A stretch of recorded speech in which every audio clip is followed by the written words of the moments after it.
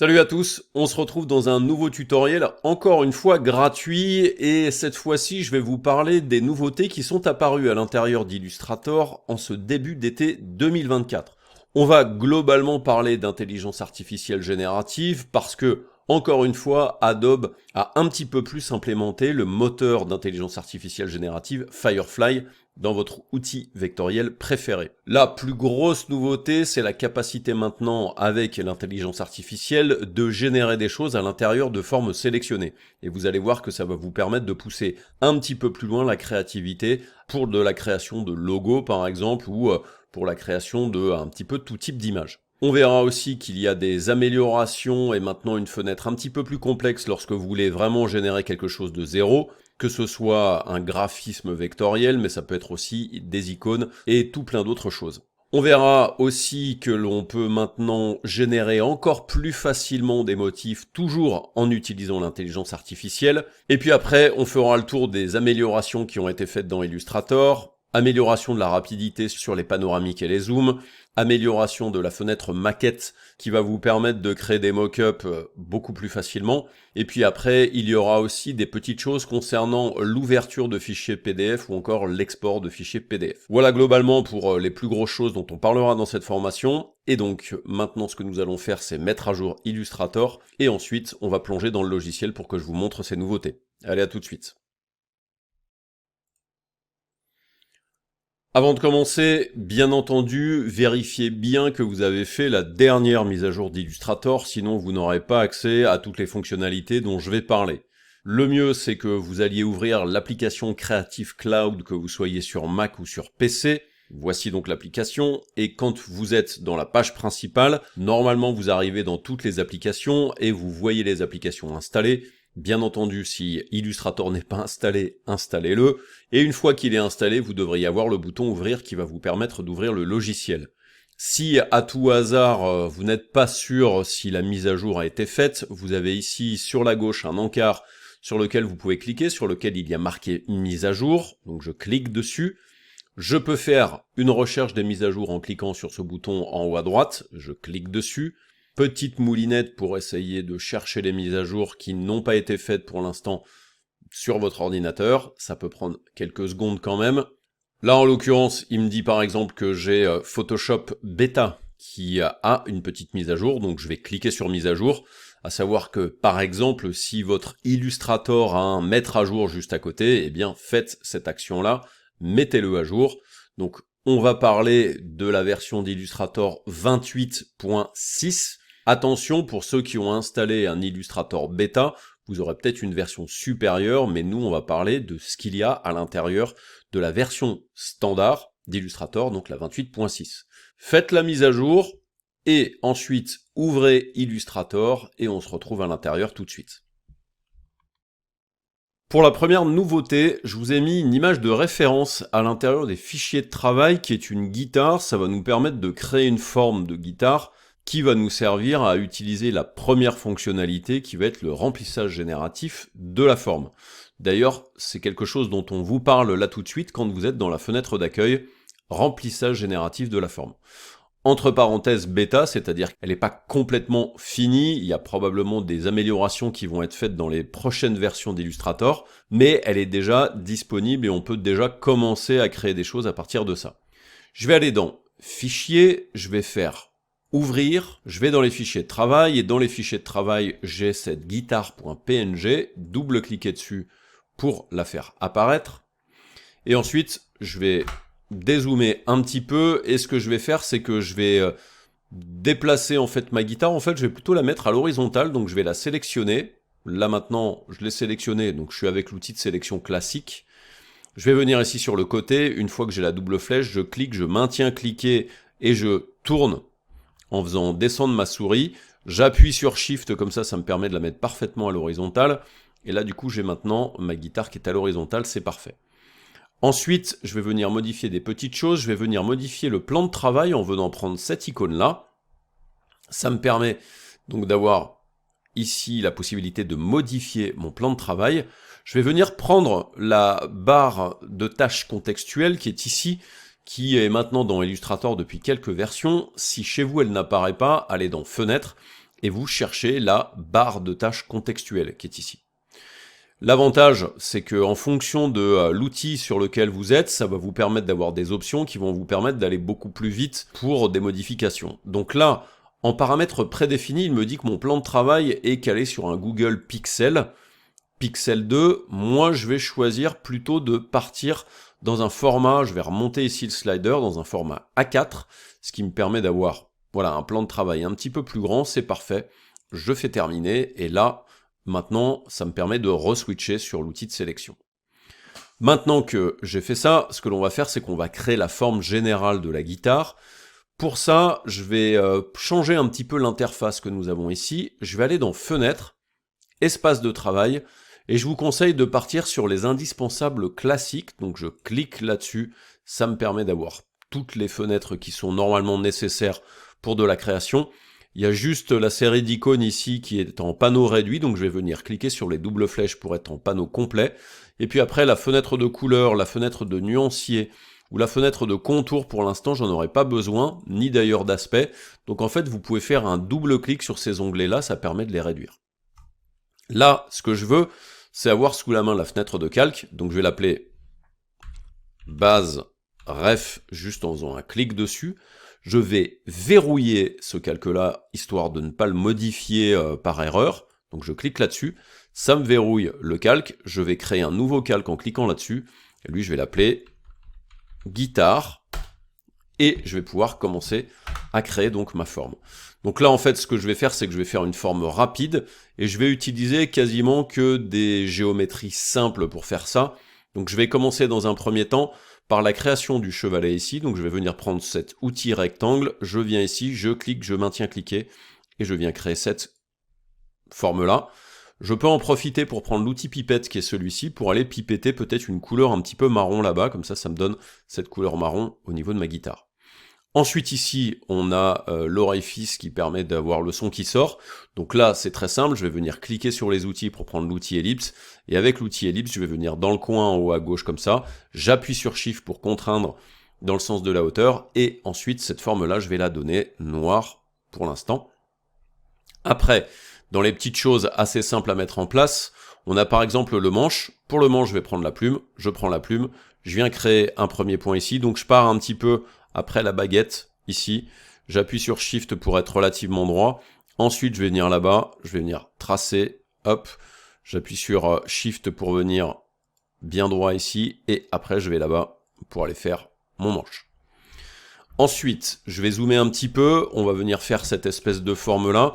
Alors, on va peut-être pas non plus faire exactement la même forme, je vais venir toujours prendre la plume, et puis je vais commencer par exemple d'ici.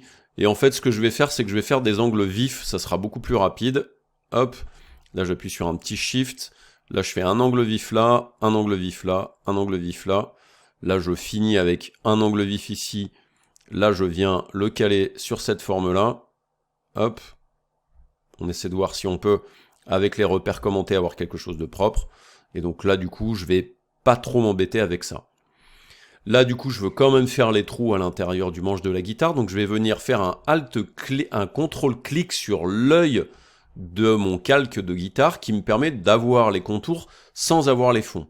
Et là, du coup, je vais venir reprendre l'outil rectangle, et avec l'outil rectangle, je vais venir faire un rectangle qui prend la quasi-totalité de la forme ici. Et l'outil rectangle, je vous le rappelle, il vous permet de faire des arrondis ici. Donc je vais venir prendre cette forme-là pour faire l'arrondi. Je prends l'outil de sélection, et avec l'outil de sélection, je vais le déplacer en le copiant, donc je vais appuyer sur Alt, Alt, et je maintiens cliquer le Alt et le clic gauche, et là je le mets de l'autre côté pour me permettre de faire l'autre partie du manche. Je refais un contrôle-clic sur l'œil du calque, et là du coup je vais même développer les informations du calque parce que j'ai besoin de sélectionner ces deux rectangles-là et se tracer, donc je vais venir ici, j'appuie sur Shift et je clique sur les petits ronds qui sont ici. Je vais m'appuyer sur CTRL, ce sera même encore plus simple. Et maintenant, ce que je veux, c'est créer un emporte-pièce de ces deux formes-là à l'intérieur du manche. Donc pour faire ça, il faut que vous ayez la fenêtre globalement de Pathfinder. Donc je vais aller dans Fenêtre, je vais chercher Pathfinder, et avec le Pathfinder, je vais utiliser cette icône-là, qui est donc la soustraction. Et donc là, du coup, ça m'a fait la forme. Je peux d'ailleurs venir prendre la pipette qui va venir me permettre de pipetter une couleur un petit peu marron ici, comme ça au moins je distingue un petit peu mieux ce qui se passe. Dernière partie qui va me manquer, je vais pas faire la petite baguette blanche ici pour mettre les cordes en place. Dernière partie qui va me manquer, c'est la partie du corps de la guitare. Là, je vais pas m'embêter, je vais pas utiliser la plume, je vais utiliser l'outil ellipse et je vais commencer dans un premier temps par faire, alors je vais garder le Pathfinder par là, je vais venir faire cette forme-là arrondie. Donc je viens en haut à gauche ici, je clique, je maintiens cliquer, je clique pour que ça me permette de faire à quelque chose près cette forme-là. Ok. Ensuite, je vais venir prendre l'outil de sélection directe, je clique là-dessus, je viens ici faire un cliquer-glisser pour sélectionner cette forme-là, et là je vais venir sur cette tangente-là pour pousser et faire cet arrondi-là. Pareil ici, je clique, je maintiens cliquer, je peux même appuyer sur Shift pour le contraindre dans la hauteur, et ça me permet de faire cette forme-là. Je vais venir prendre le point qui est ici, et avec le point qui est ici, je vais venir faire ça, par exemple, ok. Et je peux même peut-être venir sur cette tangente-là pour essayer de trouver voilà, une forme qui va essayer de suivre au mieux cette partie-là. Ensuite, on pourrait refaire un autre cercle. Par contre, en fait, là, je vais juste m'en profiter. Je vais prendre l'outil de sélection. Je sélectionne ce tracé-là. Et en fait, je vais dupliquer cette forme-là. Et le menu contextuel va me permettre de le faire en venant cliquer sur ce « Dupliquer l'objet ». Là, vous remarquez que j'ai deux tracés maintenant, et ce que je fais, c'est que je viens maintenant avec mon outil de sélection faire une rotation en venant prendre le coin ici en haut à droite, par exemple, je tourne, j'appuie sur Shift pour lui faire un 180 degrés, et maintenant je vais déplacer cette forme-là pour la mettre ici, et je vais la redimensionner en prenant un des coins par exemple, celui-là. Ce que vous pouvez faire, c'est que vous pouvez appuyer sur Alt et sur Shift en même temps pour redimensionner par le centre et en homothétie. Et ensuite, je fais ça et je vais déplacer cette forme-là pour que ça me permette d'avoir l'autre partie. Alors, je vais décaler cette barre de tâches contextuelle en cliquant là-dessus. Là, du coup, j'ai mes deux formes qui vont me permettre de faire l'ensemble. Donc là, en fait, ce que je vais faire, c'est que je vais sélectionner cette forme-là, j'appuie sur Shift et je clique et je sélectionne celle-ci. Et cette fois-ci, avec la fenêtre de Pathfinder, je vais venir cliquer sur Réunion, ce qui me permet de réunir les deux formes. Et ensuite, je vais venir avec mon outil de sélection directe, et regardez, je vais venir sur cette icône-là, qui me permet de faire des arrondis, et regardez, en faisant ça, ça me permet de faire la forme de mes guitares assez facilement. Voilà pour la forme de notre guitare. Je vais venir prendre le tracé, je le mets en dessous de tout le monde. Je fais un petit CTRL 0 pour que l'on voit ce que ça donne. Je peux cacher maintenant ma référence, et là donc j'ai ma forme globale de guitare, qui va nous permettre de voir là. Alors je vais juste sélectionner ce truc-là, et peut-être lui mettre une couleur un petit peu plus marron comme ça, voilà. Donc là, j'ai la forme de ma guitare qui va me permettre de vous montrer comment est-ce qu'on va utiliser maintenant le remplissage génératif de la forme. A tout de suite. Première nouveauté donc de cet Illustrator 28.6, c'est le remplissage génératif de la forme. C'est l'utilisation de l'intelligence artificielle générative d'Adobe qui s'appelle Firefly et qui est appliquée à Illustrator, c'est-à-dire à la création de tracés vectoriels. Pour utiliser cet outil-là, c'est pas très compliqué, il vous suffit juste en fait de sélectionner une forme et ensuite de lui donner des informations sur ce que vous voulez générer à l'intérieur. C'est quelque chose que vous pouvez faire sur une forme simple, c'est-à-dire un rectangle par exemple, et vous remarquez ici que j'ai le remplissage génératif de la forme. Vous avez la possibilité de sélectionner plusieurs formes, et c'est-à-dire que je pourrais tout à fait sélectionner tous les éléments qui composent ma guitare. Petite chose ici, c'est que j'ai caché la référence de la guitare, histoire de ne pas être gêné. Et en sélectionnant tout ça, je peux utiliser cet outil. Parfois, les résultats peuvent être un petit peu meilleurs si par exemple votre forme n'a pas de couleur de fond. Des fois, en fait, avec un contour, ça marche un petit peu mieux. On va faire quand même le test. Donc j'ai sélectionné toute ma forme. Je vais cliquer sur remplissage génératif de la forme. Donc je clique sur ce bouton qui est uniquement disponible dans la barre de tâches contextuelle, et là je vais lui écrire fleurs et feuilles multicolores. Je pense que je peux l'écrire comme ça. Ensuite, lorsque vous avez écrit cette information qui est ce que l'on appelle un prompt, et ça peut être intéressant parce que ça va vous permettre de définir ce que vous voulez à l'intérieur, vous avez accès à plusieurs options qui sont ici les options de détail et de force de la forme. Donc si je viens cliquer sur cette icône-là, j'ai ici précision de la forme, qui peut être large ou réduit. et le détail qui va être un détail minimum ou un détail maximum. Sachez que si vous avez des doutes sur ce que ça va faire, vous avez un petit i ici pour information, et là qui vous dit ajuster dans quelle mesure la variation correspond à la forme. Donc je vous conseille effectivement, si vous voulez vraiment que ça suive correctement la forme, d'être plutôt avec le slider sur réduit. Si vous êtes sur large, ce qui va se passer, c'est que la forme qui va être générée va sans doute sortir du cadre, ou être peut-être un petit peu trop à l'intérieur du cadre. Ensuite, ici, vous avez le détail. Donc si on regarde la ligne d'information ici, elle nous dit que ça ajuste le niveau de détail. C'est parfait. En gros, si vous voulez une génération de graphisme avec des détails vraiment très faibles, mettez votre slider à minimum. Et si vous voulez en avoir un maximum, mettez-le de ce côté-là. Alors on va le laisser au milieu pour l'instant. Ensuite, la partie qui est juste ici, cette partie va vous permettre de choisir une référence stylistique. Là, vous remarquez d'ailleurs qu'il a détecté qu'il y avait une image. Nous, on ne veut surtout pas utiliser cette image, donc je vais venir cliquer sur la petite croix qui est ici, qui me permet de la supprimer. Vous pouvez activer la référence stylistique automatique, mais là, je vous le déconseille parce que vous remarquez qu'il vous remet l'image que l'on a en arrière-plan sur un calque. Donc je supprime cette option-là. Ensuite, vous avez la possibilité de choisir une ressource. Ce choisir une ressource va vous permettre d'aller pipetter à l'intérieur de votre document pour choisir une ressource particulière. Donc là, vous voyez que j'ai une pipette, donc pour l'instant, ça ne sert à rien puisque je ne veux pas utiliser de référence stylistique à l'intérieur de ce document. Donc je reclique sur l'icône, je ne choisis pas de ressource. Par contre, ici, j'ai un autre bouton sur lequel je vais pouvoir cliquer qui va me permettre de venir choisir des effets qui sont en gros des styles graphiques. Ça peut être du flat design, plutôt quelque chose de géométrique, du gribouillage, du minimalisme, etc., etc. En sachant que ça n'est pas une obligation que vous l'utilisez, donc moi je vais revenir en arrière dans ces options-là. Pour l'instant, je ne veux pas rajouter des effets. Vous remarquez qu'après vous avez un engrenage, vous pouvez cliquer sur cet engrenage, je vais recliquer dessus. Là, ça vous permet d'avoir la fenêtre de remplissage génératif qui est un petit peu plus évoluée, et qui vous permet donc d'avoir un petit peu plus de place pour écrire vos prompts. Vous retrouvez les propriétés qu'on a vues un petit peu plus tôt qui sont précision de la forme et détail. On a les options de préférence stylistique, les options d'effet, et vous avez une petite chose en plus qui est couleur et ton. Donc je vais venir cliquer sur couleur et ton, je vais venir ici choisir par exemple d'avoir plutôt des couleurs vives, et après je peux lui définir un nombre de couleurs, ou alors indiquer des couleurs spécifiques. Donc moi je vais venir lui limiter à 5 couleurs par exemple, ça permettra d'éviter d'avoir des trucs qui partent dans tous les sens. Ça en l'occurrence, bien entendu, c'est quelque chose que vous pouvez fermer et continuer avec la barre de tâches contextuelle, il n'y a pas de problème. Maintenant que la fenêtre est ouverte, je vais cliquer directement sur générer, puis on va regarder ce que ça donne. Si c'est la première fois que vous utilisez l'intelligence artificielle générative à l'intérieur d'Adobe, vous avez cette fenêtre qui s'ouvre et qui vous demande si vous acceptez les consignes d'utilisation. Alors si vous faites annuler, vous ne pourrez pas utiliser cette fonction-là. Donc on va faire accepter. Et du coup, il va y avoir une petite moulinette qui va nous permettre de faire un calcul qui va être plus ou moins long.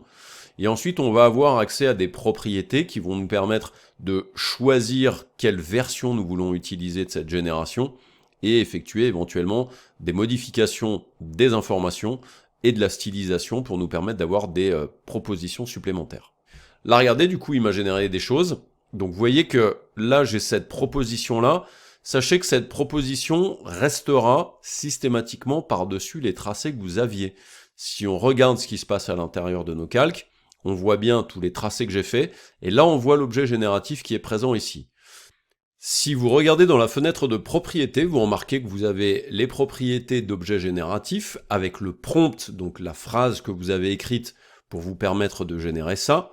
Vous avez ensuite ici les options dont on a déjà parlé qui étaient présentes à l'intérieur de la barre de tâches contextuelle. Vous retrouvez un bouton générer, donc vous pouvez refaire des modifs. Et après, j'ai ici 3 vignettes qui sont 3 propositions. Regardez ce que ça permet de faire. Là, c'est la première. Je peux cliquer sur la deuxième et là ça me montre la deuxième, et si je clique sur celle-là, ça me permet d'avoir la troisième proposition. Donc là, globalement, c'est pas fou ce qui se passe là-dedans, donc du coup ce que l'on va faire, c'est qu'on va faire des modifications pour avoir une génération un petit peu différente. On va donc regarder ça dans la leçon suivante. Les petites options qui concernent les propriétés de ce que vous avez généré avec cette génération de graphisme à partir d'une forme. probablement que vous les verrez disparaître si par exemple vous allez sélectionner un autre calque. Là vous voyez que si je sélectionne le tracé de la guitare, là du coup j'ai quelque chose de différent. Si vous voulez retrouver les propriétés, pensez bien à venir cliquer sur le petit rond de ce calque-là, et là du coup je peux revenir sur les propositions. À savoir que je peux lui demander de faire des choses différentes, c'est-à-dire, alors je vais revenir sur ce calque-là, je peux venir ici dans les propriétés, donc je vais lui dire fleurs et feuilles, je vais enlever multicolore par exemple. Je vais venir ici cliquer sur les options qui vont me permettre de donner des informations sur la précision de la forme et le détail, donc je vais lui dire maximum. Par contre je vais lui baisser la précision de la forme, on va voir ce que ça donne sur le résultat présent ici. Ensuite, en cliquant sur cette icône-là, ça me permet d'avoir les informations qui concernent la ressource et le style. Je vais venir choisir un effet, je vais venir cliquer là-dessus, et je vais lui demander de faire un design plat, ou peut-être low poly 3D, pourquoi pas, on va essayer ça. Et ensuite, je viens dans ces options-là, je reste sur du couleur vive, et puis je vais lui dire d'être en couleur automatique, comme ça permettra d'éviter peut-être la complexité justement de ce qui va être créé là-dedans. Je clique sur générer, il y a une nouvelle moulinette. Par contre, vous remarquez qu'ici, il y a 3 propositions supplémentaires qui apparaissent, en plus des 3 précédentes. Donc ça va vous permettre quand même de garder les propositions précédentes avec des paramètres différents. Donc ça, c'est assez intéressant.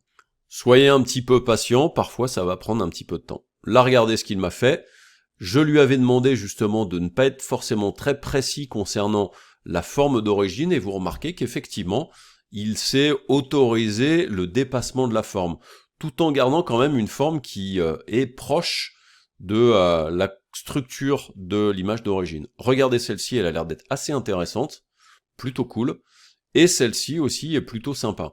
Donc je vais venir sélectionner cette proposition-là, et je vais cacher par exemple les propositions ici, et là vous voyez que du coup, alors attention, vous remarquez que j'ai 2 objets génératifs. Ça, c'était les propositions précédentes, et donc, elle, je vais la cacher. Et là, regardez, du coup, ça me permet de faire un graphisme qui est assez représentatif de la forme de la guitare que j'avais au début, et ça me permet quand même de faire un truc assez cool.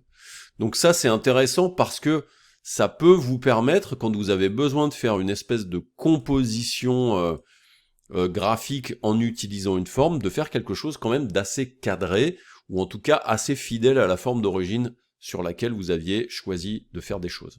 Je vais enregistrer tout ça en tant que, alors je vais l'enregistrer en tant que 0,5 forme guitare 2. Je fais OK.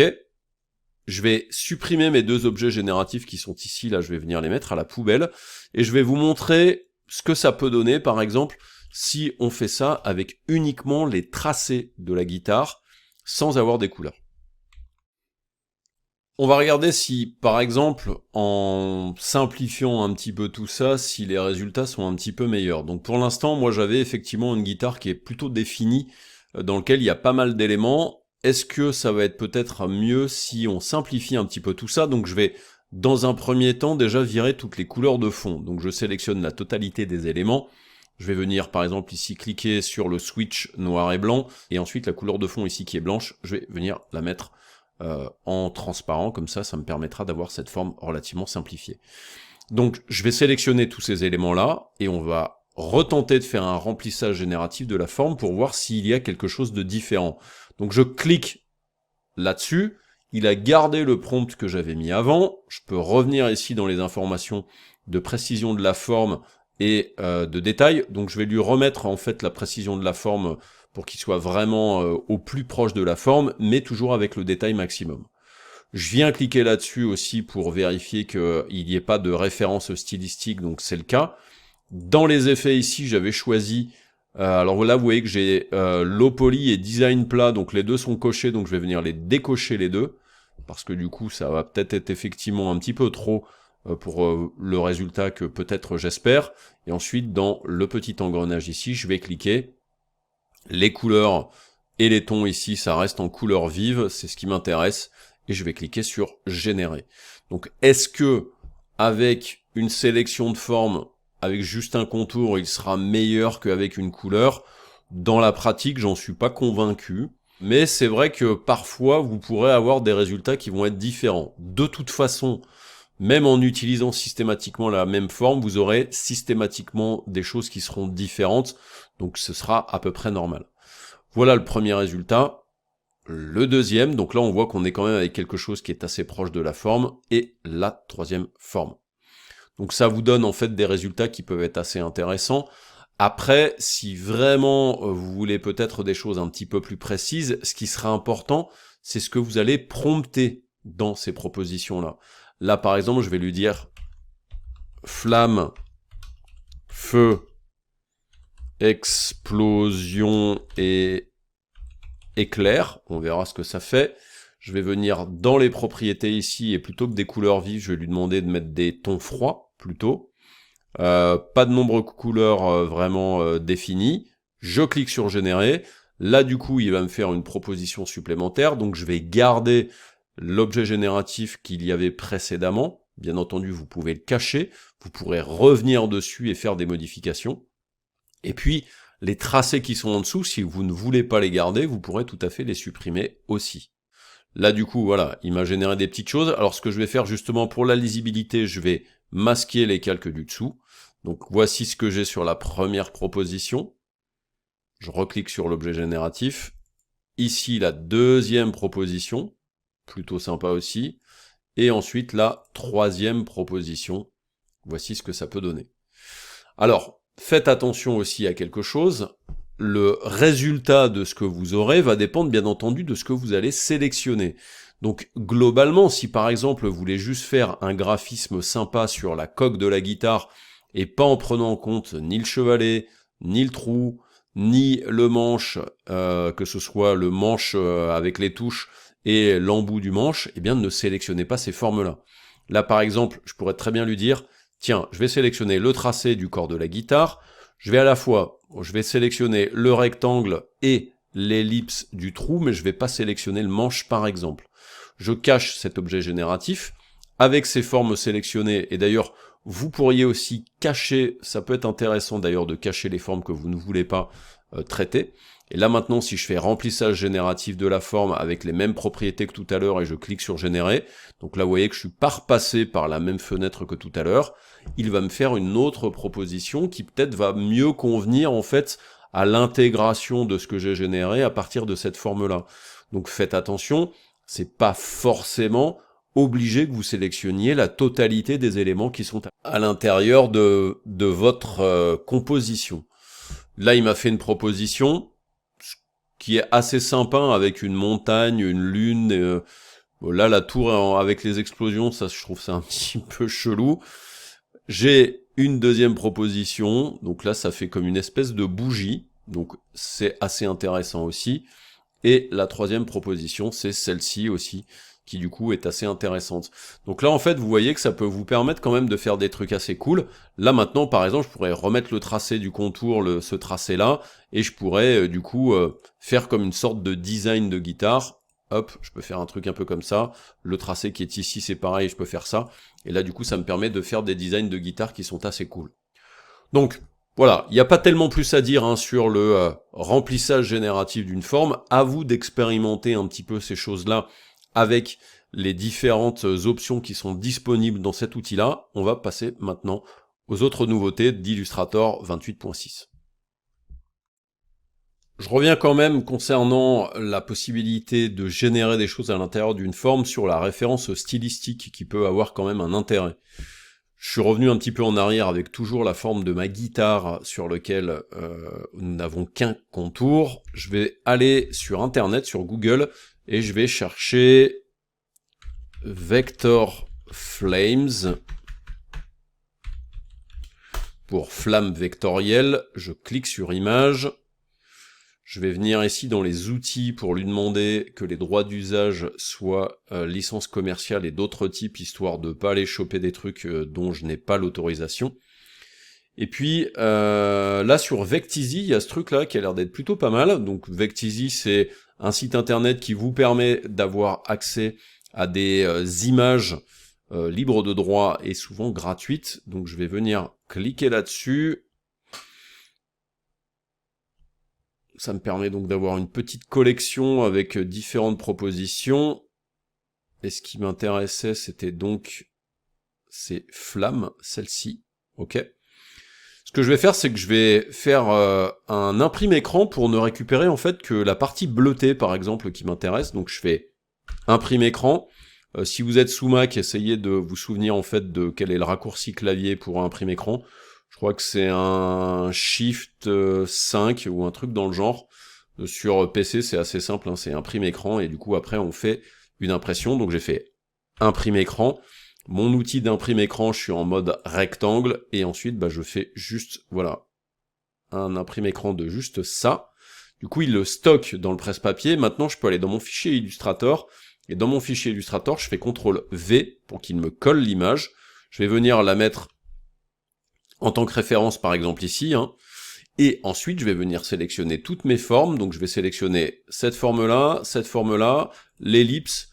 J'ai pas forcément besoin là de prendre le manche dans cet exemple-là. Et donc je fais remplissage génératif de la forme.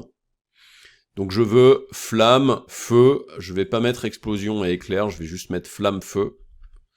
Je vais mettre juste flamme avec un S. Je vais ensuite, dans les propriétés, donc je veux que la précision de la forme soit au plus proche de l'objet.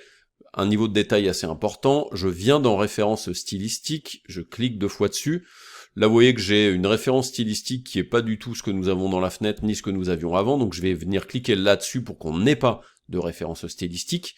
Et je vais choisir une ressource, donc je clique sur ce bouton, ce qui me permet d'aller pipetter l'image à l'intérieur de mon document. Donc je clique là-dessus. La référence stylistique maintenant est prise en compte. Je vais venir dans les effets et je vais pas mettre d'effet particulier. Par contre, je vais venir ici dans les paramètres pour me permettre de choisir effectivement ton froid. Par exemple, ça me permettra d'avoir quelque chose qui sera globalement dans la même tonalité que l'image de référence. Je ne fais que des flammes, je clique sur générer, et il y a encore cette petite moulinette qui va me permettre de générer des choses à partir de ma référence stylistique. Alors après, il va jamais faire la forme, c'est globalement l'ambiance de couleur qu'il va utiliser, mais il fera jamais forcément exactement les mêmes formes. Ne vous attendez pas en fait à ce qu'il recalque ce que vous aviez choisi. Là du coup, regardez ce qu'il m'a proposé. Je vais venir cacher les tracés qui sont ici. Je vais venir cacher l'image de ref qui est celle-ci ici. Donc regardez, première proposition plutôt cool. La deuxième proposition c'est ça. Ok, et la troisième proposition, c'est ça. La troisième proposition, d'ailleurs, est celle qui, je pense, est la plus sympa. Et donc là, du coup, vous voyez, ça me permet d'avoir quelque chose qui est très proche de ma référence stylistique. Donc, n'oubliez pas cette petite référence stylistique. Ça peut vous permettre, alors utilisez bien entendu des images dont vous avez les droits dessus, ou en tout cas, si qu'elles soient libres de droit, mais ça peut vous permettre d'aller beaucoup plus rapidement à un résultat escompté. Voilà pour la référence stylistique. On va repartir d'un nouveau fichier, donc je suis dans la fenêtre d'accueil, je clique sur le bouton nouveau fichier, bien entendu vous pouvez faire fichier nouveau, je choisis un format A4 plutôt en paysage, et je fais OK. Lorsque vous arrivez dans un document vide, vous remarquerez que la fenêtre, vous remarquerez que la barre de tâches contextuelle n'a pas tout à fait les mêmes options que quand vous sélectionnez une forme. Si je crée une forme, si je fais cette forme-là, et si maintenant je prends mon outil de sélection, vous remarquez que j'ai la même option que tout à l'heure, remplissage génératif de la forme. Si par contre je ne sélectionne rien, et si du coup je veux générer des vecteurs, j'ai cette option-là qui va me permettre de générer quelque chose. Donc je clique sur générer des vecteurs, et là je peux lui définir quelque chose, et donc je vais lui dire guitariste regardant devant, fleurs dans les cheveux. Vous avez pu remarquer, alors quand je commence à écrire guitariste, je vais sélectionner en fait ma phrase, je fais globalement, voilà, une sélection de tout ça, je fais un CTRL-C. Regardez ce qui se passe si par exemple, je commence en fait à écrire guitariste. Là, ici, je suis dans une version anglaise, et là, vous remarquez qu'il y a qu'il y a des suggestions, ce qui peut être intéressant. Donc si par exemple vous êtes capable d'écrire en anglais, eh bien écrivez en anglais parce que les suggestions vont fonctionner. Pour l'instant, les suggestions ne fonctionnent pas en français. Moi, je vais garder quand même ma phrase en français puisqu'il comprend les choses en français. Et ensuite, j'ai ici accès à des options qui ne sont pas les mêmes que ce que nous avons vu un petit peu plus tôt. Je peux choisir le type de contenu. Donc je peux cliquer sur une scène, dans laquelle je vais avoir un niveau de détail plus ou moins important. Je peux sélectionner le type de contenu sujet, dans lequel j'ai quelque chose de ressemblant, et je peux lui demander en fait que ce soit une icône. Donc ça peut être pas mal effectivement que vous définissiez tout de suite quel est le type de contenu. Moi je vais plutôt sélectionner le sujet, et le niveau de détail, je vais le mettre pas au maximum, mais juste avant. Ensuite ici j'ai référence stylistique qui va me permettre de choisir une ressource comme nous l'avions vu tout à l'heure. Pour l'instant ça ne m'intéresse pas de le faire. Je vais ensuite en dessous pouvoir choisir les effets, donc c'est-à-dire en gros le look un petit peu de votre rendu, donc ça peut être du design plat, géométrique, gribouillage, pixel art, bande dessinée, même si pour moi c'est pas de la bande dessinée, isométrie, 3D, low poly 3D ou minimaliste. Moi je ne vais pas choisir d'effets, je vais par contre venir dans couleur et ton, et dans couleur et ton je vais lui demander de mettre des couleurs plutôt ton chaud, et je n'indique rien d'autre. Je peux maintenant cliquer sur générer, il y a une petite moulinette. Là par exemple en fait vous remarquez qu'il dit conseil, commencez par créer un rectangle pour définir la taille des images générées. Moi là vous avez pu remarquer que je n'ai absolument rien donné comme zone, donc en fait il va se débrouiller tout seul, ça n'est pas une obligation de forcément le faire à l'intérieur d'une forme. Et là du coup regardez, il m'a donné 3 propositions, celle-ci, plutôt cool. Je vais venir dans les propriétés ici et resélectionner. Celle-ci, plutôt sympa aussi. Ok. La troisième, c'est celle-ci. Donc on a 3 possibilités non négligeables, effectivement, de création de graphisme. Là, on était dans quelque chose qui était un sujet. Je vais par exemple cacher cet objet génératif. Je vais faire un petit peu ce qu'ils disent, je vais faire une forme, je vais faire un outil rectangulaire et je fais cette forme-là. Et là, du coup, vous remarquez qu'avec cette forme-là, j'ai 3 options qui sont différentes. J'ai l'option générer les vecteurs que l'on vient d'utiliser, j'ai le remplissage génératif de la forme qui est encore ce que l'on a vu en début, et j'ai modifié le tracé. Donc je vais choisir générer des vecteurs. Ensuite, ici, le prompt est exactement le même que celui que j'ai écrit tout à l'heure. Mais je vais venir dans les options, donc je clique ici pour lui définir que cette fois-ci, ça n'est pas un sujet, c'est une scène. Je vais lui mettre un niveau de détail supérieur. Je vais garder globalement les mêmes options, donc pas de ressources de référence stylistique. Dans les options globalement, donc on peut cliquer sur les paramètres ici qui me permettent donc de définir tout un peu plus précisément, et je clique sur générer. Donc, soit voulu donner des informations concernant cette possibilité de générer quelque chose et il n'y a pas besoin d'avoir de forme sélectionnée, ou alors vous lui donnez une forme, mais vous avez pu remarquer que, attention, quand il y a une forme, vous avez les deux options qui est soit génération de vecteurs, soit génération de vecteurs dans une forme, donc ne faites pas l'amalgame des deux. Petite chose dont je n'ai pas parlé, mais la barre contextuelle qui est ici, vous remarquez qu'en fait, elle me donne la possibilité quand même de naviguer d'une proposition à une autre. Donc là, regardez, il m'a bien fait une scène complète, et je peux ensuite naviguer, plutôt que d'aller directement dans la fenêtre de propriété, je peux naviguer sur les 3 propositions directement ici. Donc plutôt cool. Je vais cacher cette génération-là, et je vais refaire un rectangle. Alors, vous remarquerez d'ailleurs, concernant la barre contextuelle, si vous êtes sur l'outil de sélection, vous remarquez que dans la barre contextuelle, vous avez ici l'option ajouter une forme. Donc je peux venir ici, je peux lui dire, tiens, ajouter un rectangle. Ça m'évite d'aller chercher les outils ici. Je clique ici et je donne... Alors je vais faire un carré parfait. Hop, je sélectionne mon rectangle. Je peux d'ailleurs ici lui dire de le centrer correctement dans ma composition, comme ça c'est fait. Et là, du coup, je vais refaire la même chose, générer des vecteurs. Il nous dit bien bêta. Je vais venir tout de suite dans les options ici, histoire d'avoir la fenêtre. Et puis, je vais mettre juste guitariste, par regardant devant, fleurs dans les cheveux. Enfin, si on va essayer, voir ce qu'il nous donne. Cette fois-ci, je ne veux pas une scène, je ne veux pas un sujet, je veux un icône. Donc, je clique sur icône. Avec les mêmes propriétés, je clique sur générer et on va voir ce qu'il est capable de nous donner. Donc faites bien le choix de ce que vous voulez comme type de contenu, ça aura une importance sur le résultat. Et là regardez, bah là j'ai un gars avec une fleur, mais qui est pas guitariste, lui c'est pareil, il est pas guitariste non plus, et elle effectivement elle est guitariste avec ce petit résultat là. Sachez que bien entendu, vous avez tout à fait possibilité de venir dans les propriétés, et par exemple, peut-être que dans le détail, vous voyez que dans le détail, j'avais pas un détail max, donc je vais peut-être lui donner un détail max. Je vais aller lui dire, tiens, mets-moi 5 couleurs max, ce sera pas mal. Et puis là, du coup, ça va me permettre d'avoir une proposition, 3 propositions supplémentaires. Là, c'est vrai qu'on était dans quelque chose de simple. Mais vous remarquez que du coup, il a quand même cette capacité à faire des choses assez simples et qui permettent du coup effectivement d'être dans un processus plutôt iconographique. Donc première proposition, bon je peux les passer par là aussi, deuxième proposition, troisième proposition, donc là il n'est pas guitariste du tout. Pour terminer un petit peu avec ces propositions-là, vous remarquerez que dans les plus d'options, vous avez 3 petits points, ça peut vous permettre de sélectionner une variante. Vous pouvez lui demander de générer des résultats similaires, vous pouvez lui dire que le résultat est bon ou qu'il est pas terrible, vous pouvez lui signaler une variation, c'est-à-dire que si par exemple il y a quelque chose qui est choquant pour ce qu'il a généré pour vous, n'hésitez pas à cliquer là-dessus. Là par exemple, cette version-là, elle me plaît pas parce que ça n'a rien à voir avec une guitare, donc je lui dis résultat de mauvaise qualité, et je peux lui donner en fait toutes ces informations-là.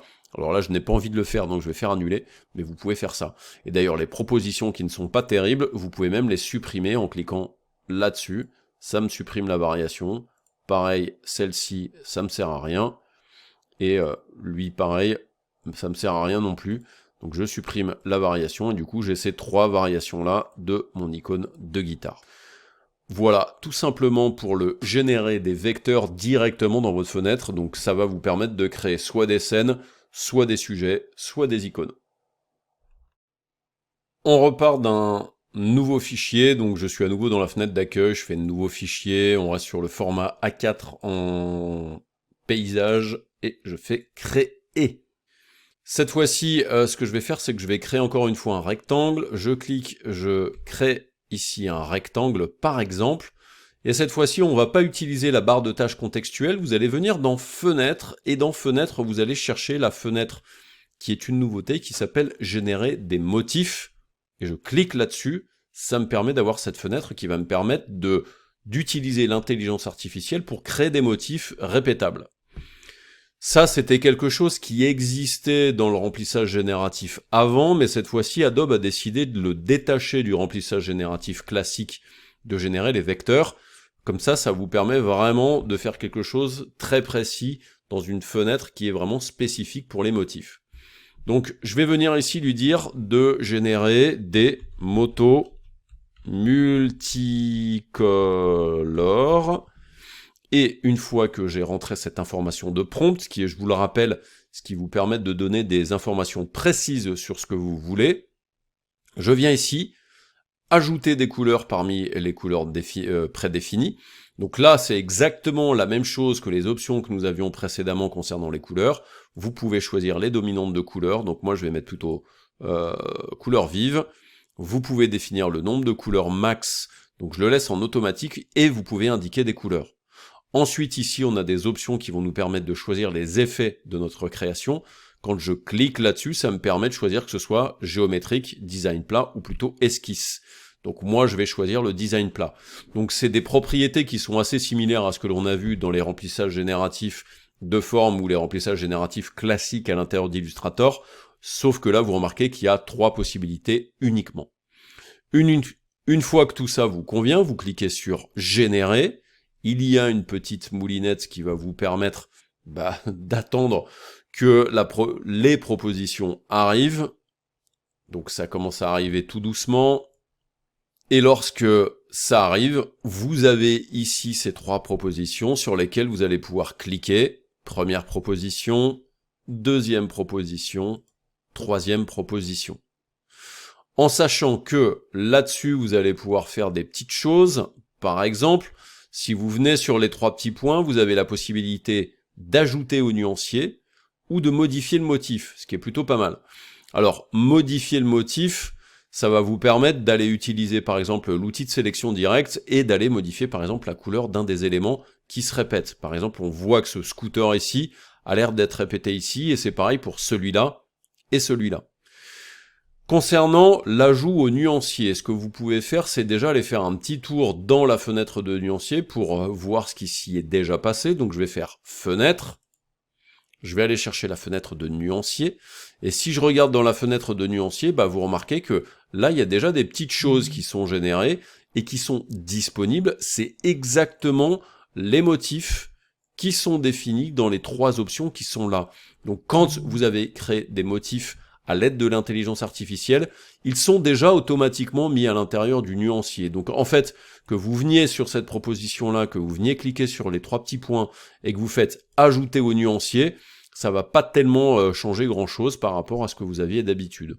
Alors, on va faire ajouter au nuancier pour les 3 par exemple, comme ça les 3, on va être sûr qu'ils sont disponibles dedans. Concernant la modification, je viens cliquer sur les 3 petits points, je fais modifier le motif, ce qui me permet de rentrer dans les options de motif, et par exemple, si je prends mon outil de sélection directe, et si je viens sélectionner cette moto verte là par exemple, je peux tout à fait lui modifier sa couleur. Je vais venir ici, et je vais lui définir par exemple une couleur orangée de cette manière-là.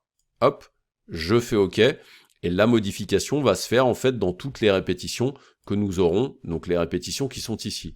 Je vais zoomer un petit peu dans mon motif parce que du coup ces propositions-là sont un petit peu bizarroïdes. Là je vais appuyer sur Shift pour sélectionner en fait chacun des éléments. Pareil, là vous voyez que du coup il sait pas trop ce qu'il doit mettre comme couleur. Je vais venir ici, puis je vais venir lui mettre une couleur peut-être un poil plus orangé, foncé, comme ça. OK, et là du coup ça me fait les modifs. On voit bien les répétitions aux endroits où elle est censée arriver dans le motif, donc c'est parfait. Et donc une fois que vous avez modifié tout ça, vous pouvez enregistrer une copie ou faire terminer. Si je fais terminer, ça va modifier le motif. Je peux d'ailleurs lui demander d'enregistrer ce motif-là, ce qui me permettra de le stocker correctement. Donc pour ça, vous pouvez aller dans la fenêtre de nuancier, vous pouvez cliquer sur le petit plus qui du coup va le mettre dans le nuancier. Et ensuite, ces motifs-là, comme ils sont stockés, vous pouvez les utiliser comme vous en avez envie. Donc je vais fermer cette fenêtre de générer les motifs. Je sélectionne mon rectangle et je l'enlève. Et ensuite, je vais créer par exemple une étoile. Je clique, je crée l'étoile par le milieu. Je lui mets pas de contour par exemple. Et ensuite, si je veux modifier le motif par rapport à ce que j'ai mis dans le nuancier, je pense bien déjà à me remettre sur la couleur de fond, sinon je vais l'appliquer sur le contour. Et ensuite, je peux venir ici et donc disposer des différents motifs que j'ai créés à partir de l'intelligence artificielle. Voilà, pas très compliqué à mettre en place, assez simple à utiliser. N'hésitez pas à expérimenter à l'aide de cette nouvelle fenêtre qui vous permet de générer des motifs. Pour la prochaine amélioration, j'appelle ça plutôt une amélioration plutôt qu'une nouveauté, puisque c'est dans Illustrator depuis quelques versions bêta déjà.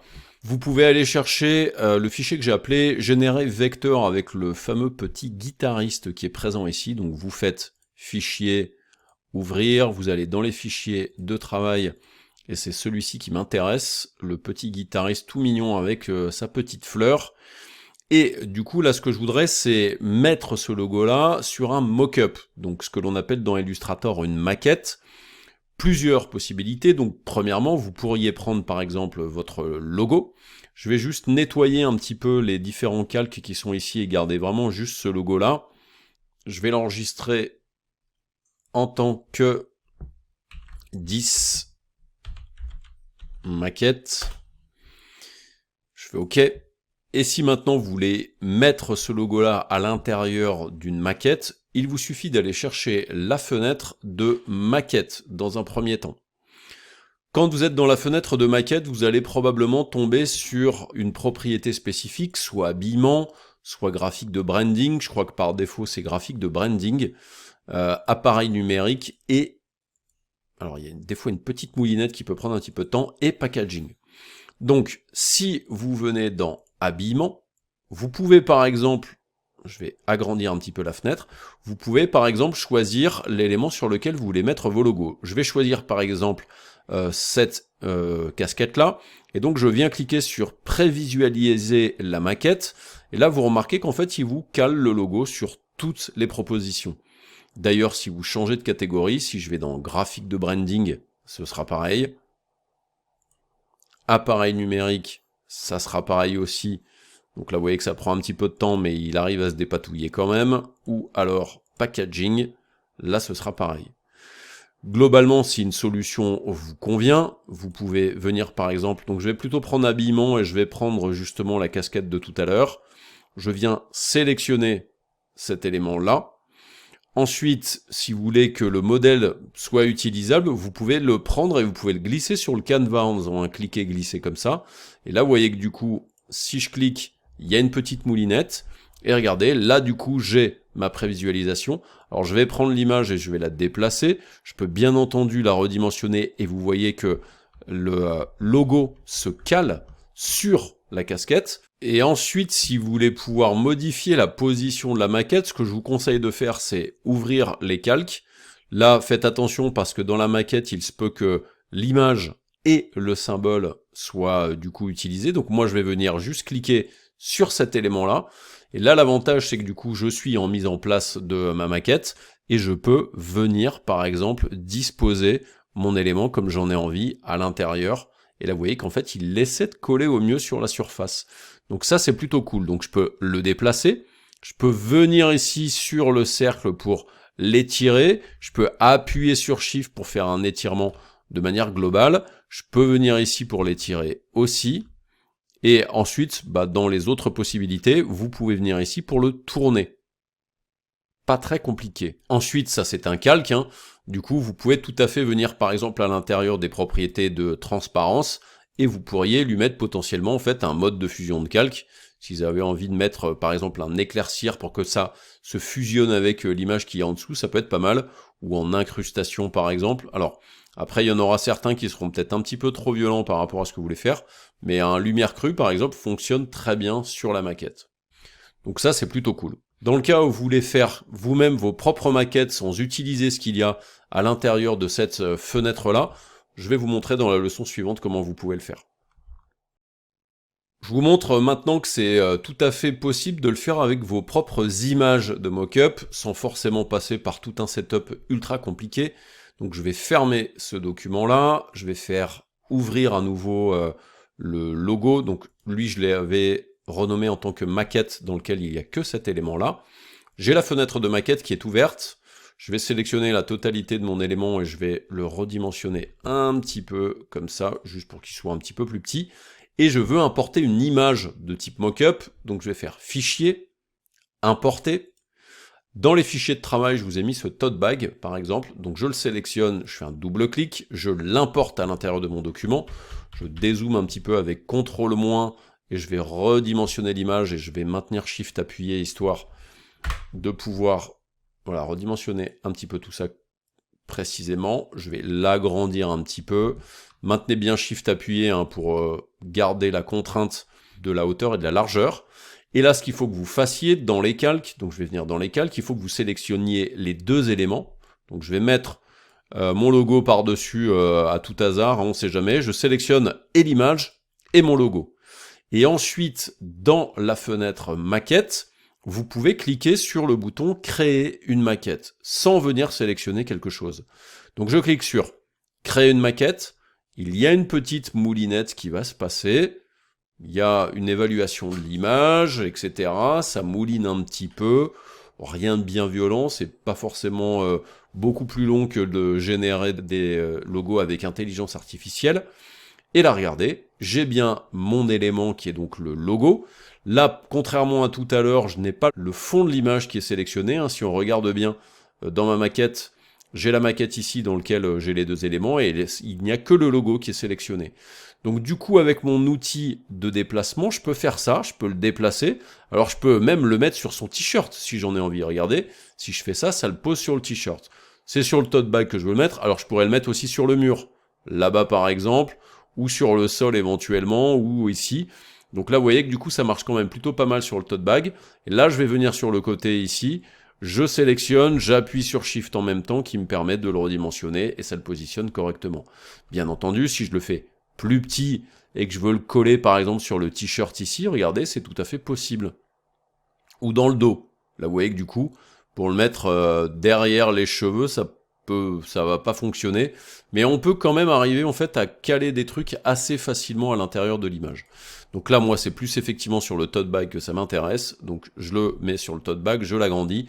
Je peux bien entendu venir dans les options de transparence pour venir mettre un mode de fusion de calque, alors pas incrustation, mais peut-être plutôt produit par exemple. Comme ça me permet de faire mon intégration assez facilement. Donc voilà, c'est pas très compliqué de créer vos propres maquettes à partir de vos propres images. Pour terminer d'ailleurs avec ce type de maquette, dans les petites choses que vous pouvez faire ici, vous remarquez que dans la fenêtre de maquette, vous avez un petit plus, ça va vous permettre de créer vos propres maquettes. Donc là du coup, je vais cliquer sur le petit plus. Il y a une petite moulinette qui me permet d'ajouter le modèle, et normalement on devrait le voir apparaître à l'intérieur de mon emplacement vos maquettes, et ça peut être utilisable pour plus tard. Voilà pour les maquettes, et ces améliorations qui sont arrivées avec cette nouvelle version d'Illustrator. On passe à la suite. Pour la fonction suivante, vous pouvez aller ouvrir une image qui se trouve dans les fichiers de travail, vous faites fichier ouvrir, et vous récupérez cette image-là de panneaux avec plein de polices différentes. Vous faites ouvrir. Ça va me permettre de vous remontrer la fonction retype dont j'avais déjà parlé dans un précédent tuto. Je dézoome un petit peu. Je vais prendre mon outil de sélection pour sélectionner l'image. J'appuie sur Alt et sur Shift en même temps que je le redimensionne pour redimensionner cette image-là. Et ensuite, je fais Objet, Plan de travail, ajuster aux limites de l'illustration, je reprends mon outil de sélection, je vais regarder un petit peu ce qui se passe voilà, dans ce calque ici, et je rezoome à l'intérieur de mon image. Ce qui m'intéresse ici, c'est d'utiliser la fonction retype, que vous allez retrouver soit dans Fenêtre retype, mais vous la retrouverez aussi, sur cette icône-là. Donc Fenêtre retype. Là-dedans, j'ai par exemple la possibilité en fait de détecter un petit peu les polices qui sont présentes à l'intérieur de mon image. Donc là vous voyez qu'en fait il a déjà détecté des choses, c'est parce que j'ai déjà un petit peu regardé comment est-ce que ils avaient amélioré tout à l'intérieur de la suite Adobe. Donc en fait ce qu'il faut que vous fassiez dans un premier temps, vous faites trouver une police similaire, il y a une petite moulinette ici qui va vous permettre de définir les différentes zones de texte dans lesquelles vous pouvez éventuellement faire des modifs. Je vais par exemple prendre le ouch qui est ici, qui a l'air d'être assez ressemblant en fait aux charcuteries qui est ici. Et donc du coup, si là par exemple je veux pouvoir faire une modification sur tout ça, donc là il voit que j'ai trouvé des polices similaires, je ne peux pas faire de modification parce que là en fait il ne fait que trouver des polices similaires. Par exemple, ce que vous pourriez faire, c'est cliquer là-dessus pour télécharger la police en question pour éventuellement l'utiliser plus tard. Donc là, c'est juste, il essaie de retrouver des polices similaires. Si je fais quitter, je me retrouve à nouveau dans la fenêtre de retype, j'ai trouvé la police similaire, mais j'ai aussi modifié le texte. Donc si je clique sur modifier le texte, il y a à nouveau une petite moulinette, je viens cliquer sur cette zone-là, et là du coup j'ai ce texte-là que je peux sélectionner directement, et qui va me permettre de faire une modif. Donc regardez, je sélectionne le texte, maintenant vous voyez que les boutons sont différents de tout à l'heure, j'ai le bouton appliquer, je clique sur le bouton appliquer, il y a une petite moulinette qui va essayer de créer l'arrière-plan du texte, et ensuite il vous remplace le texte par un autre. Donc là il m'a fait une espèce de mélange un peu foireux derrière, il s'est pas très bien débrouillé. Par contre maintenant si je veux pouvoir modifier ce texte là, ce que je peux faire c'est prendre mon outil de texte, et regardez quand je vais venir ici, je vais pouvoir changer le contenu, et je vais lui dire damn, par exemple, et regardez, ça me permet de changer le contenu. Alors dans cet exemple-là, il s'est pas hyper bien débrouillé avec l'arrière-plan, donc il y aura des fois, effectivement, vous aurez des choses un petit peu pourries. Rien ne vous empêche par contre d'aller dans Photoshop pour aller faire des modifs. Là vous voyez que si je cache le texte, effectivement, il y a des petits trucs qui traînent ici qui sont pas terribles. Donc, mais c'est des choses que vous pourriez modifier éventuellement.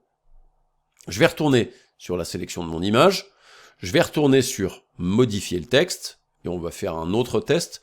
Je vais venir chercher Safety, par exemple, qui est ici.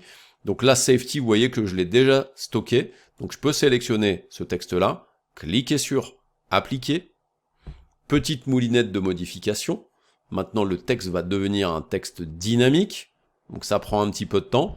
Là, vous voyez qu'il l'a converti en texte dynamique, et si maintenant je viens prendre mon outil de texte et que je viens ici, là je peux écrire sécurité, par exemple. Je vais juste prendre mon outil de sélection pour redimensionner un petit peu ce texte-là. Et maintenant, si je veux lui donner une couleur qui va correspondre au texte d'à côté, je peux pipetter par exemple la couleur qui est ici, et ensuite dans nuancier, je lui demande de stocker cette nouvelle couleur. Il l'a stocké. Ensuite, si je veux en stocker une autre, toujours avec la pipette, je viens stocker cette couleur-là, et je lui dis de stocker cette nouvelle nuance. Ça me permet d'avoir 2 nuances. Et maintenant, je peux lui dire, bah, le blanc, la couleur de fond, c'est la couleur légèrement grise. Ensuite, je viens sur la couleur de contour, je lui dis de mettre la couleur de contour. Et ensuite, si je veux changer l'épaisseur du contour, il me suffit de venir dans les propriétés de contour ici, lui dire, tiens, mets-moi un contour à 5 par exemple. Mets-moi peut-être des angles plutôt doux, et ça me permet donc de récupérer ce truc-là. Donc ça, c'est assez pratique, justement, pour vous permettre de modifier des textes à l'intérieur d'une image. C'est un petit peu comme les détections de texte que l'on pourrait avoir à l'intérieur des fichiers PDF dans Acrobat Reader. Voilà, pour les petites améliorations qu'il y a dans Retype. On passe à la suite, et on va faire le tour des mises à jour mineures à l'intérieur de cette nouvelle version d'Illustrator. Pour terminer un petit peu avec ce tuto sur les nouveautés de Illustrator en version 28.6, là on va pas tellement parler de nouveautés, ça va être une continuité un petit peu dans les améliorations. Chose notable, c'est des améliorations concernant l'import, l'ouverture de PDF et les exports de PDF qui jusqu'à présent n'existaient pas dans les exports mais uniquement dans enregistrer sous. Ce que vous pouvez faire, c'est faire fichier, nouveau par exemple, je vais faire un fichier A4 au format paysage. Je fais créer, et ensuite je veux faire importer un PDF, donc je peux faire fichier, importer. Dans les fichiers de travail, je vous ai mis un PDF qui est un doc dépliant tiré de ma formation complète dédiée à Illustrator. Je double-clique dessus, et quand je fais ça, il y a l'import qui se fait directement ici. Donc ça, c'est une manière d'importer qui, du coup, existait déjà avant, mais n'oubliez pas quand même que vous avez des possibilités de choix d'importation, donc je vais refaire fichier, importer, je sélectionne le PDF, et pensez bien à utiliser les options d'importation ici. Après, il y a les options de modèle qui peuvent être utiles, mais celles-ci, je vais pas les cocher. Donc fichier d'importation, quand je fais importer, j'ai cette fenêtre-là dans laquelle je vais pouvoir choisir que ce soit par rapport au recadrage du cadre de sélection, de l'illustration, du détourage, du rognage, du fond perdu ou du support. Là, ça ne change rien parce que du coup, c'est un fichier PDF que j'ai créé à partir d'un plan de travail en A4, donc il n'y a pas de changement. Et ensuite, je peux venir ici choisir directement la page. Moi, de mon souvenir, j'avais pas véritablement l'impression que ça n'existait pas avant dans Illustrator, mais bon, les gars d'Adobe disent que ça a effectivement changé. Donc je fais OK, je peux faire mon import, je peux le caler, donc mon import est fait. Ensuite, dans les autres petites choses, je vais faire non, je vais faire maintenant fichier ouvrir, je vais ouvrir ce PDF à l'intérieur d'Illustrator. Donc c'est un document que j'ai fait dans Illustrator, donc du coup en fait il n'y aura pas tellement de changements. Donc là, j'ai mes 2 plans de travail avec donc tous les éléments qui sont ici. D'habitude, quand vous vouliez enregistrer un fichier Illustrator en PDF, il fallait faire fichier, enregistrer sous, et vous enregistriez en PDF. Maintenant, vous pouvez le faire aussi de cette manière-là. Fichier, exporter, exporter sous, et vous choisissez maintenant dans la liste l'export en PDF. Là, dans l'eau, ce que vous pouvez faire dans cette fenêtre-là, c'est choisir effectivement d'utiliser les plans de travail ou pas. Vous pouvez activer les suffixes, vous pouvez choisir de faire une sélection des pages. J'avais pas l'impression que c'était des choses qui étaient pas disponibles quand on faisait un enregistré sous, mais bon, a priori, il y a des choses qui ont changé là-dedans. Et ensuite, quand je fais exporter, alors je vais lui donner un autre nom, sinon ça va être problématique. Et ensuite, quand je fais exporter, je me retrouve avec la fenêtre des options qui existaient déjà quand on faisait enregistrer sous plutôt que exporter. Donc franchement, pour l'instant, je ne sais pas véritablement ce que ça change. Si certains d'entre vous se rendent compte qu'effectivement il y a des améliorations par rapport à avant, n'hésitez pas à me le dire dans les commentaires ou dans l'aide, ça permettra effectivement peut-être de concentrer un petit peu les ressentis sur ça. Si on continue un petit peu dans ce que Adobe a modifié aussi et amélioré, c'est a priori les zooms et les dézooms sont beaucoup plus rapides, même sur des fichiers complexes. Le panoramique, c'est-à-dire se déplacer à droite et à gauche, est aussi beaucoup plus rapide. Donc ça, c'est ce qu'ils disent. Ensuite, dans les autres petites choses potentielles qui ont été aussi améliorées, si je viens faire un tour dans mes calques, si je viens faire un petit tour dans les images, je vais déverrouiller un petit peu les images. Donc là, par exemple, j'ai cette image-là qui est l'image de l'écureuil. Cette image-là, c'est une image qui a des informations de liens. Et donc, a priori, il y a eu ici des améliorations concernant les liens. Donc, c'est quelque chose que vous trouvez dans Fenêtres, Liens. Dans ces fenêtres de liens, vous avez tous les éléments qui sont des éléments importés. Donc là-dedans, vous avez des options qui sont rééditer les liens depuis la bibliothèque CC, rééditer le lien, atteindre le lien. Donc si je clique là-dessus, ça me permet de sélectionner une image. Regardez, si je viens cliquer là et que je viens faire ça, ça me sélectionne l'image que je suis en train de sélectionner dans lien. Il y a la possibilité ici de mettre à jour les liens et ensuite la possibilité ici de modifier dans Photoshop par exemple. Ça, moi, c'était une fenêtre que j'utilise pas véritablement dans Illustrator. Ça correspond un petit peu à la fenêtre des éléments importés à l'intérieur de InDesign, mais dans Illustrator, c'était pas une fenêtre que j'utilisais. Donc là aussi, c'est une amélioration selon Adobe que moi, je suis pas capable en fait d'évaluer parce que c'était pas du tout une fenêtre que j'utilisais plus que ça avant. On a globalement fini pour les nouveautés et améliorations de cette version 28.6 d'Illustrator. On va pouvoir conclure cette formation. Cette formation gratuite qui vous a permis de découvrir les nouveautés à l'intérieur d'Illustrator en version 28.6 est désormais terminée. Si on refait un petit peu le compte de tout ce que vous avez pu voir dans cette formation-là, on a pu voir la capacité de générer des choses avec l'intelligence artificielle à l'intérieur de formes bien définies et sélectionnées, des petites améliorations concernant la génération d'icônes, de sujets ou de scènes complètes, encore une fois avec l'intelligence artificielle. Vous avez pu voir aussi la possibilité de générer des motifs, encore une fois, à partir de l'intelligence artificielle et comment le modifier. Ensuite, la fonction retype pour vous permettre de modifier ou de détecter des textes à l'intérieur d'une image qui a été un petit peu améliorée. La fonction maquette aussi qui a été un petit peu plus optimisée. Et ensuite, on a parlé des imports-exports de PDF, même si je trouve pas que ce soit un truc monstrueux, des améliorations concernant la rapidité sur les zooms et les panoramiques, et aussi des améliorations concernant la fenêtre de lien.